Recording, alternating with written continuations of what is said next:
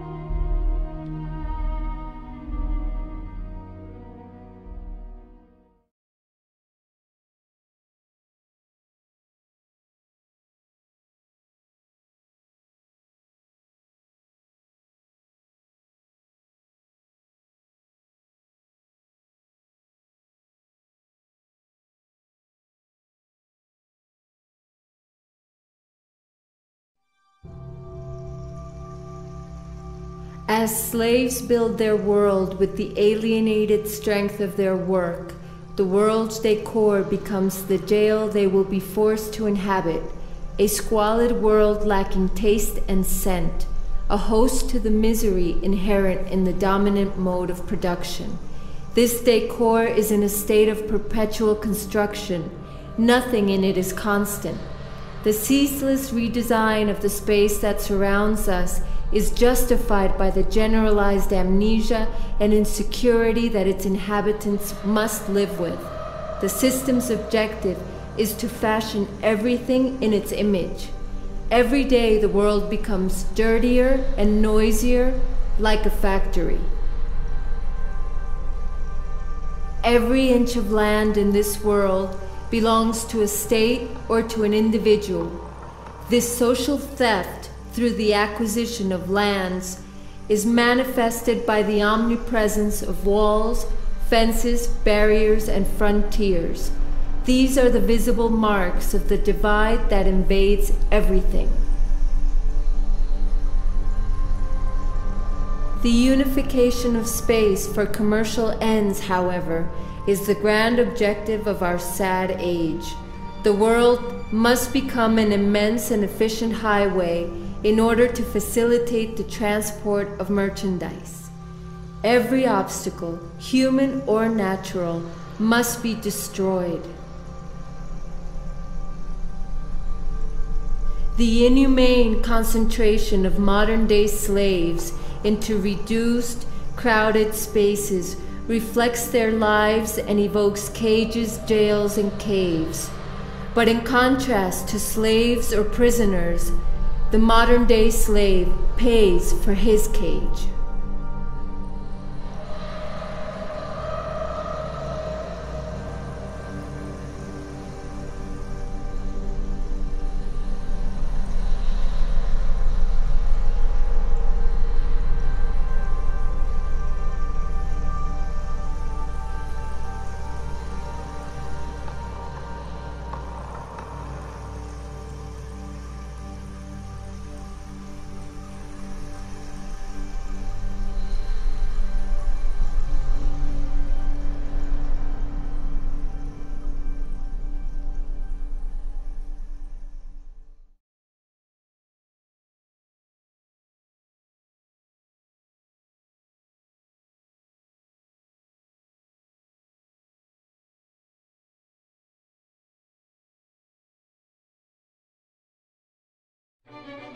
In this narrow and mournful place they inhabit, slaves accumulate the commodities that, according to the omnipresent advertising, will guarantee happiness and fulfillment. Alas, the more commodities they accumulate, the more elusive happiness becomes.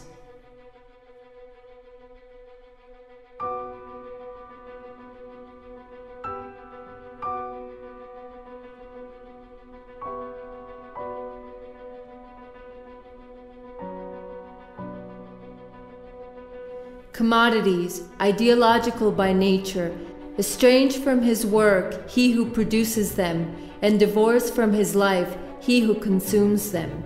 In the dominant economic system, demand no longer drives supply. It is supply which determines demand.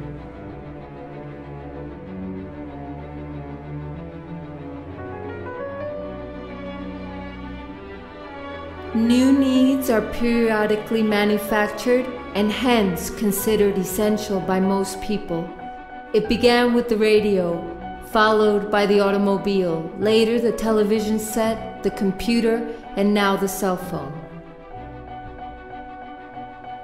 All these commodities, massively distributed over a brief period of time, profoundly alter human relationships.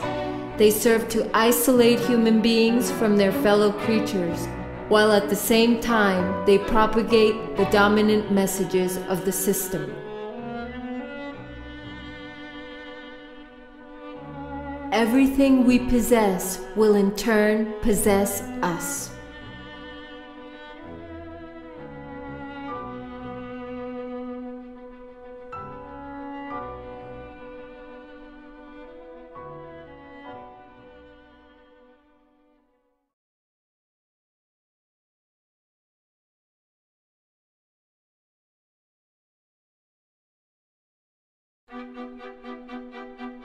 It is in the way in which the modern slave feeds himself that better illustrates his degree of decay. With little time to spare for the preparation of his sustenance, he is reduced to consuming quick meals produced by the agrochemical industry. He wanders through supermarkets looking for the ersatz that the society of false abundance offers. Once again, his choice is nothing but an illusion. The abundance of food as a commodity is evidence of its degradation and falsification. It is nothing more than genetically modified organisms, a mix of colorants and preservatives, of pesticides, hormones, and other inventions of modernity.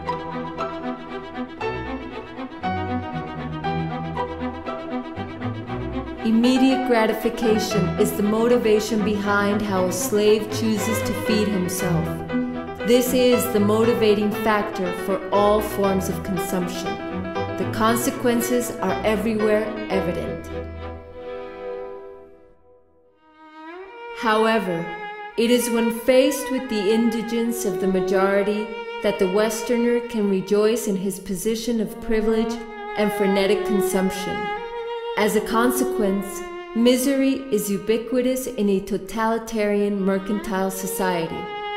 Scarcity is the other face of the false abundance coin. Despite the ample supply produced by the agrochemical industry, in a system where inequality means progress, hunger must not disappear ever.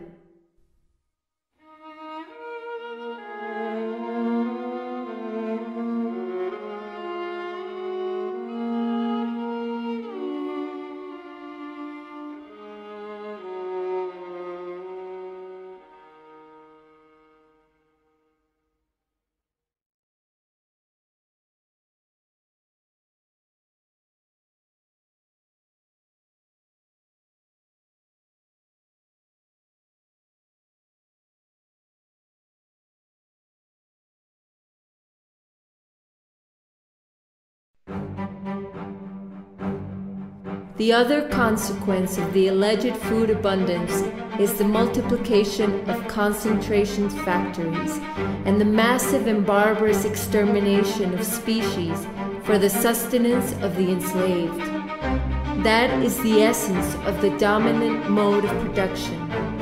Life and humankind cannot withstand the thirst for profit of a few.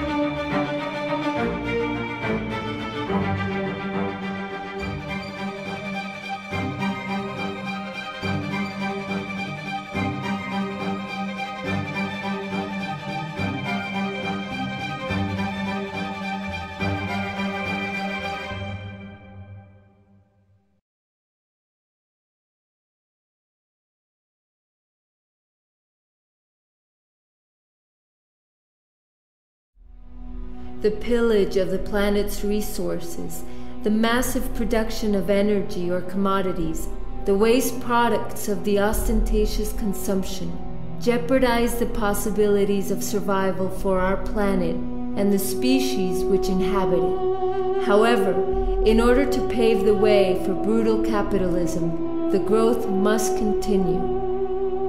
Produce, produce, and keep producing.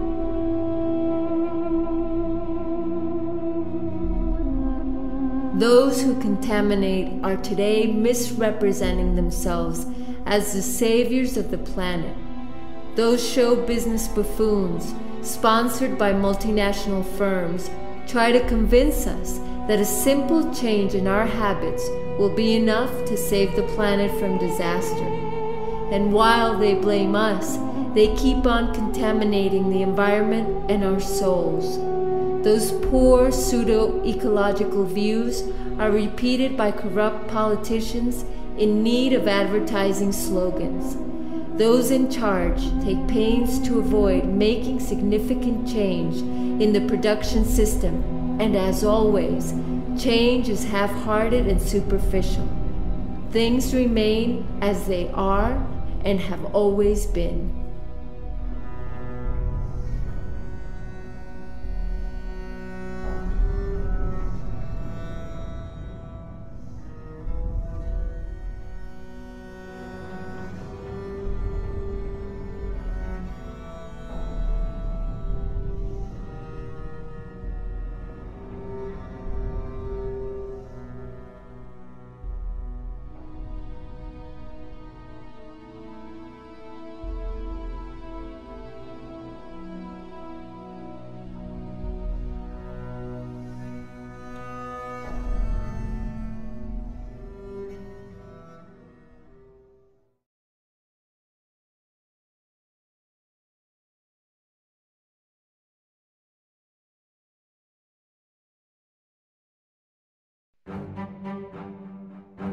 In order to participate in the round of frenetic consumption, one must have means and one must, therefore, work.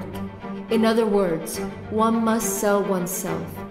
The dominant system champions work as its most esteemed value. Slaves have to work more to buy on credit their miserable lives. Slaves wear out in the workplace. They waste their vital strength and have to suffer the worst humiliations. They spend their lives performing grueling tasks for the benefit of a few. Modern unemployment is invented as a scare tactic to force slaves into endless gratitude for the generosity of the power elite. What would they do if they didn't have to suffer this torture called work? These alienating activities are touted as freeing. What degradation and what misfortune!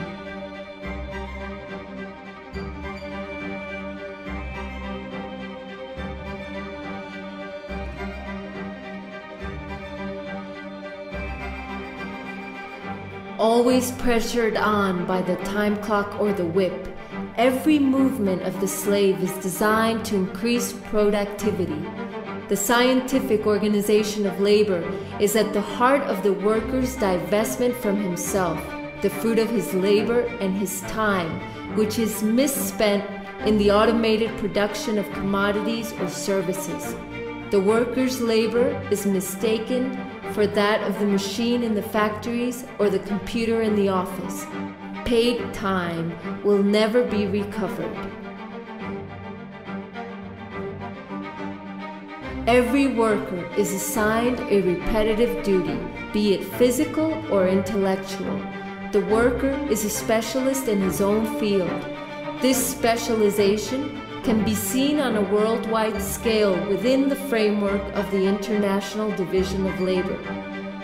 Conceived in the West, produced in Asia, and lethal in Africa.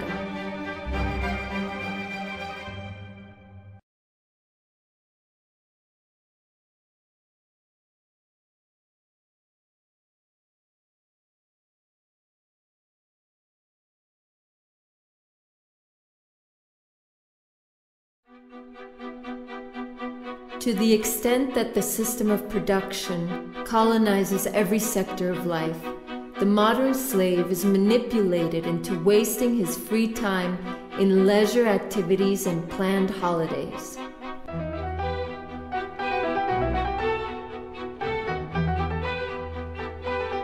No part of his life escapes the reach of the system. Every moment of his life has been invaded. He is a full-time slave.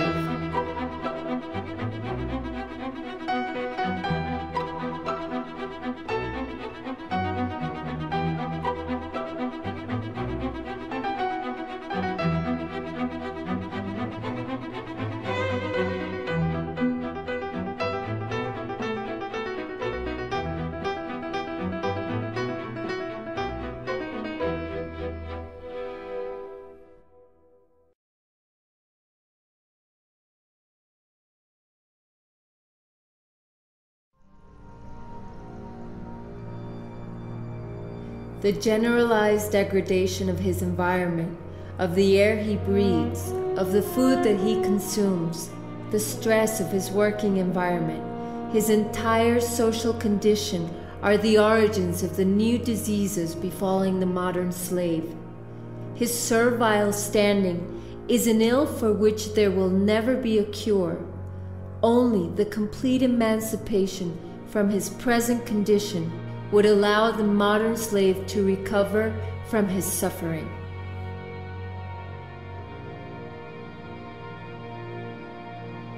Western medicine knows only one way to cure the maladies of the modern-day slave: mutilation. Under commercial medicine, patients are subjected to surgeries, antibiotics, and chemotherapy.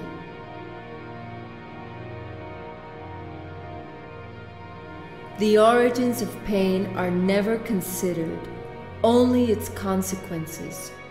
For such inquiry would inevitably lead to a condemnation of the social structure in its totality.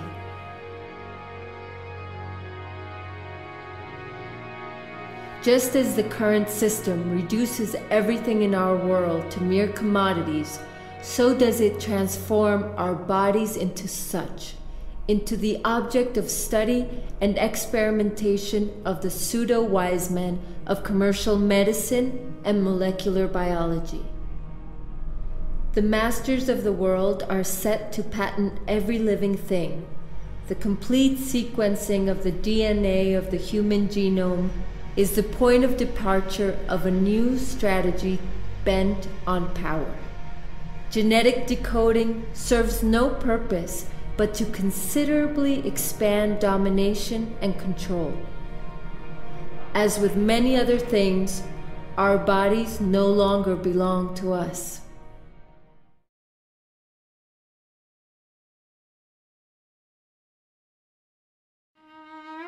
The best part of the slave's life slips through his fingers, but he continues because he has always obeyed. Obedience has become second nature to him. He obeys not knowing why, simply that he must. Obey, produce, and consume. Behold the triptych that rules his life. He obeys his parents, his teachers, and his masters, the landlords and the merchants. He obeys the forces of law and order. He obeys all powers because he does not know any better. There is nothing that frightens him more than disobedience, because it signifies risk, adventure, change. Just as a child panics when he loses sight of his parents, the modern slave feels lost without the power system that has created him. His obedience, therefore, continues. Fear has made us slaves, and it keeps us in that condition. We bow before the masters of the world. We accept this life of humiliations and misery strictly out of fear. Nevertheless, we count on greater numbers as compared to the ruling class. Their strength does not come from the police, it comes from our consent. We justify our cowardice to the forces that oppress us with a discourse full of moralizing humanism. The rejection of revolutionary violence is anchored in the spirit of those who oppose the system while defending the values it teaches. But when power must defend its hegemony, it never hesitates to use violence.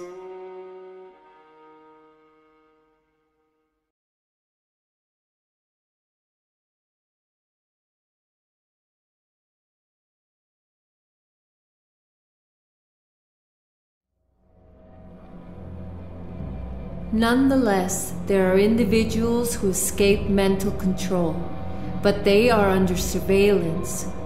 Every uprising or act of resistance is considered deviant behavior or an act of terrorism. Freedom is reserved for those who defend the commercial interests. Henceforth, the real opposition to the dominant system is totally clandestine. For its retractors, repression is the consequence.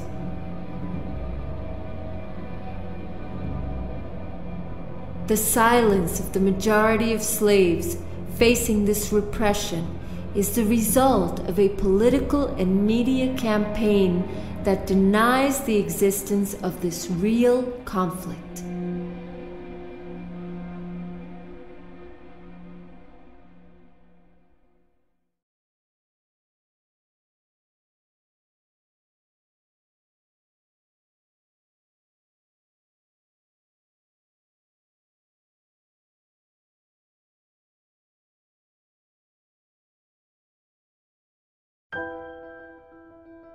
As with all oppressed human beings throughout history, the modern slave needs mysticism and God to anesthetize the evil that torments him and the suffering that overwhelms him.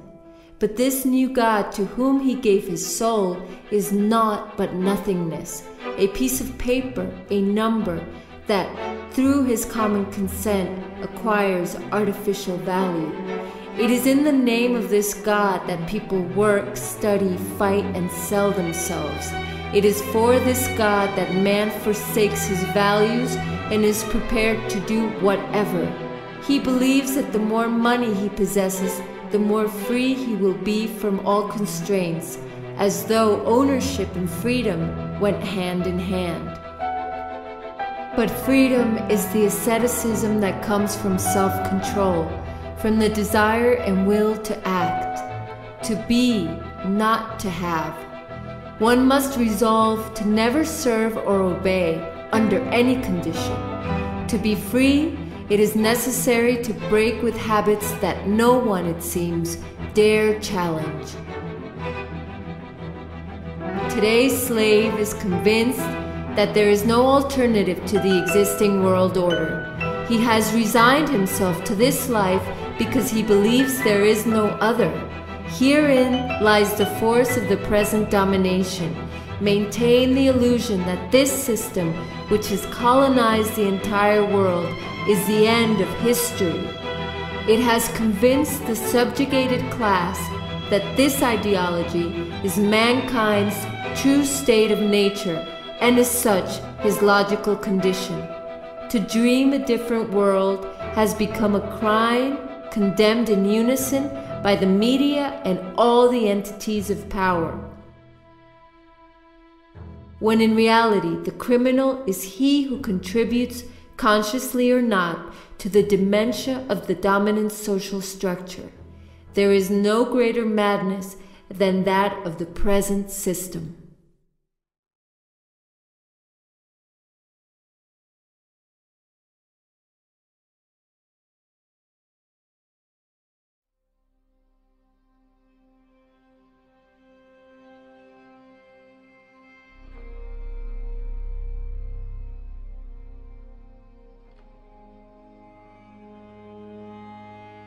In light of the world's devastation, the system needs to conquer the slave's conscience. At an early age, repression takes the form of dissuasion and is used to educate slaves. They must forget their servile condition, their prisons and their miserable lives. The sight of hypnotized masses connected to the screens that accompany them in their daily lives is proof enough.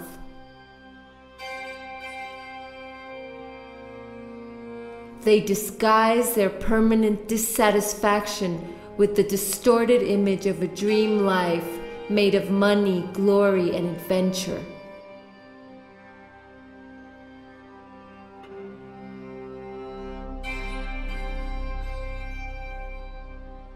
But their dreams are as deplorable as their miserable life. There are images for everything and for everybody. Those images constitute the ideological message of modern society and serve as means of unification and propaganda. As mankind is stripped from his world and his life, these images multiply.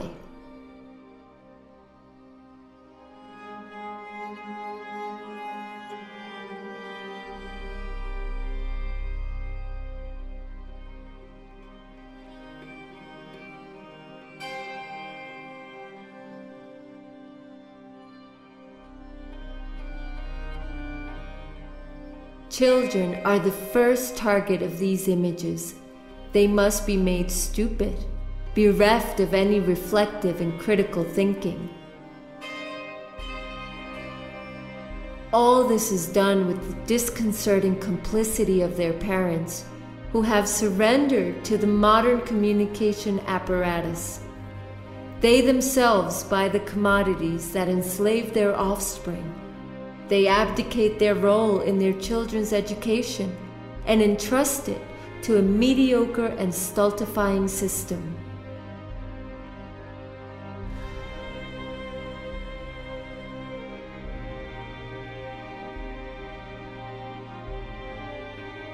There are images for all ages and for all social classes. Modern slaves mistake those images for culture and at times for art. The market relies on the basest impulses to sell any commodity. It is women, doubly enslaved in today's society, who pay dearest. In it, she is reduced to being a mere object of consumption.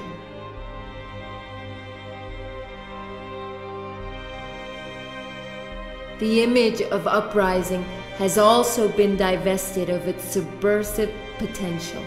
The image is today the simplest and most effective form of communication. It creates role models, it stultifies the masses, it lies to them, and it breeds frustrations in them. The mercantile ideology is disseminated repeatedly through the use of the image. Its objective is always the same: to sell, be it ways of life or products, behaviors or commodities. No matter what, sell.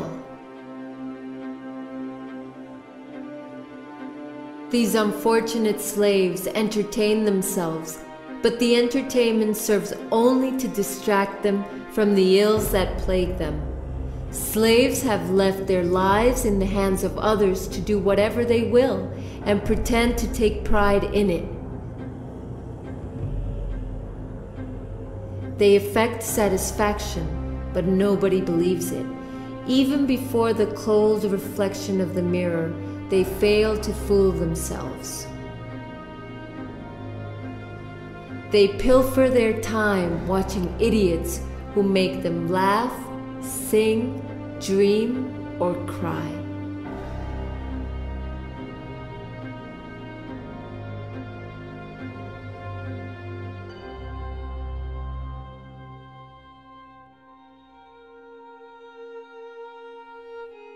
The sports media becomes a channel through which slaves feel the success, failure, effort, and victory they no longer experience in the flesh. They live by proxy in front of the television set.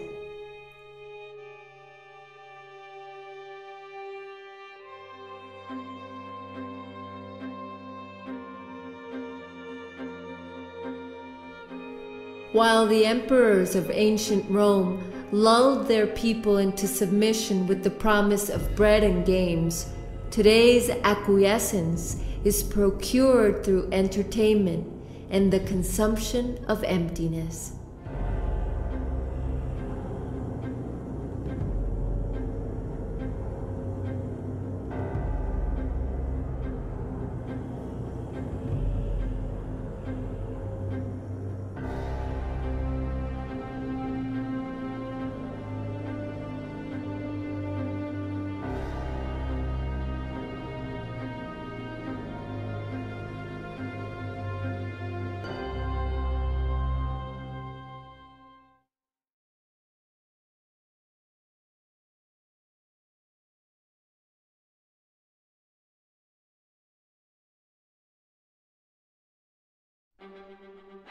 The domination of consciousness is the result of the misuse of language by the social and economic ruling class. As the masters of all means of communication, the power elite disseminate the market ideology through the fixed, partial, and concocted meaning it gives to words. Words are invoked as neutral and their definition is evident. However, when controlled by power, words fix a very different meaning to the reality of life. It is primarily a language of resignation and impotence. It is the language of passive acceptance of things as they are and should remain. Words are the lackeys of the dominant system of life. Our use of the power's language condemns us to impotence. The resolution of the language issue is at the core of the struggle for the emancipation of humankind. It is not an additional form of domination, but the heart itself of the totalitarian mercantile system's project to enslave. It is by reappropriating language and thus communication among people that the possibility of radical change arises. In this way, the revolutionary and the poetic converge. In the collective effervescence, the spoken word is reinvented by a myriad of groups. Spontaneous creativity is within us all and is a force for unity.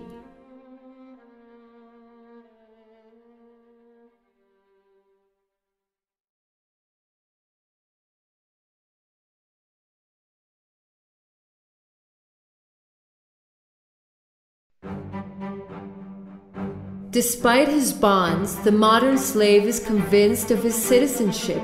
The illusion of choice and free determination is fueled by the ability to vote and freely elect those who will conduct his affairs.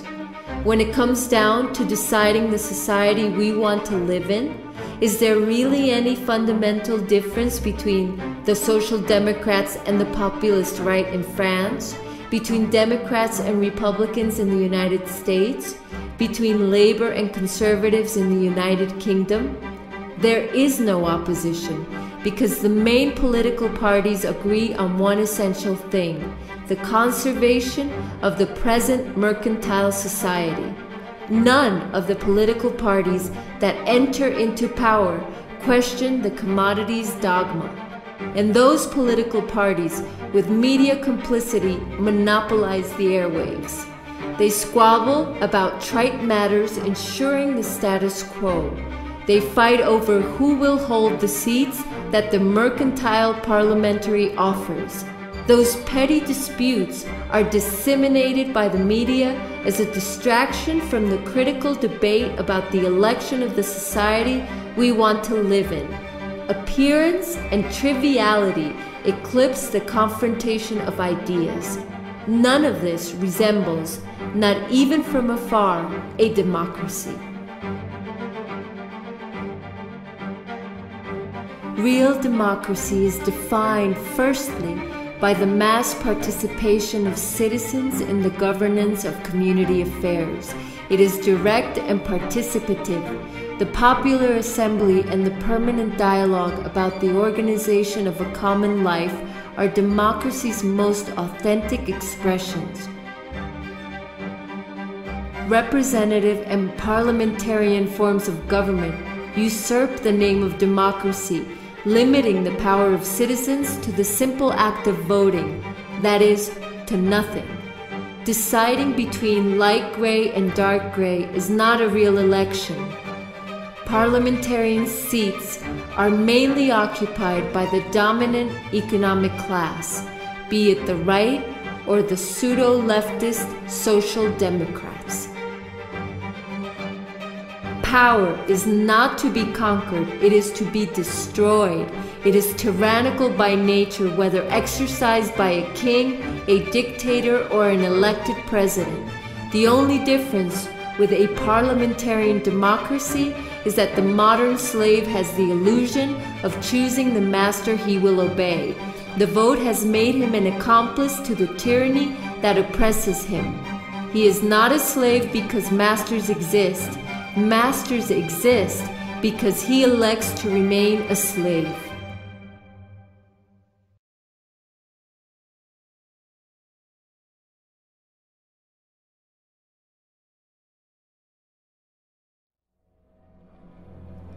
The dominant system is defined thus by the omnipresence of its mercantile ideology.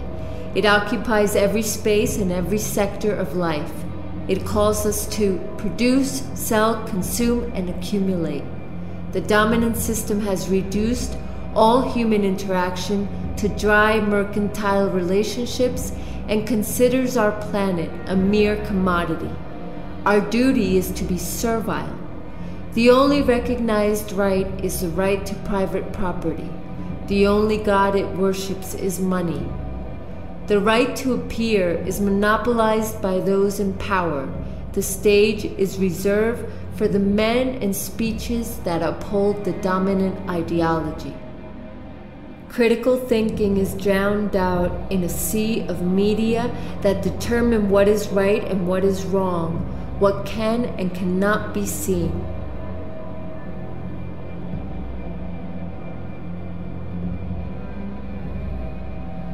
The omnipresence of ideology, the worship of money, the media's bias, the absence of democratic pluralism, the lack of a visible opposition, the will to transform mankind and all the world in its image, and repression in all its forms. Behold, the true face of modern totalitarianism. The majority calls it liberal democracy. It is time to call it what it truly is, a totalitarian mercantile system. Mankind, society, and the entire planet serve this ideology. The totalitarian mercantile system has achieved what no other totalitarian system could: hegemony over the world through its ideology. Today, exile is impossible.